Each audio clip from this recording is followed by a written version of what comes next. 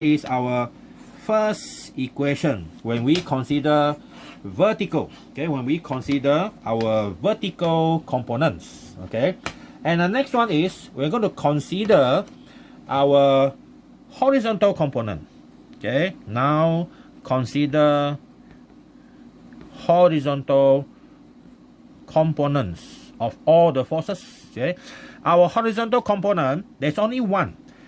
Our R1x, okay, which is equal to R1, sorry, any mistake or not?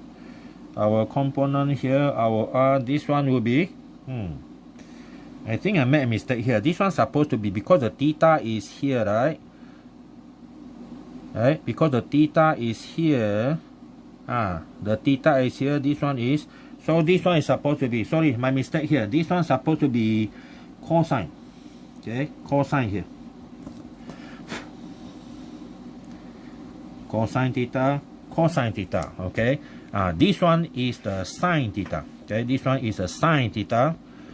And then your R2x is a R2 sine theta. Alright. Now, when we talk about horizontal, we need another one, which is our centripetal force, which is mv squared over r. Okay, mv squared over r.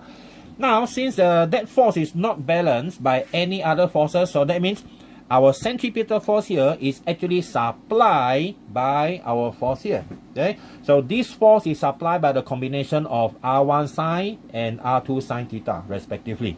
So we know that our FC is equal to R1x plus R2x. So we have this. mv squared over r is equal to R1 plus R2 sine theta. And now move this one to the front. So now R1, R2 sine theta is equal to mv squared over r. So we have our second equation. Okay, so our second equation is from our horizontal component, but we don't want to know about R1, R2, so we can divide them. Number 2 divided by number 1, R1, R2 disappear, giving us tangent theta. And this one divided by this, mass disappear. We have V squared over GR. So thus, the maximum velocity that your car can drive in a banking angle does not depend on the friction. Okay, it does not depend on the friction whatsoever, but it depends on the angle. The higher the angle you go, the faster the speed you can go. But of course, your G and R cannot change. Okay, that one is quite constant. So that is the last part of our circular motion. Okay, so this is a banking angle. So you must know how to derive the equation, especially up to here, right? Alright.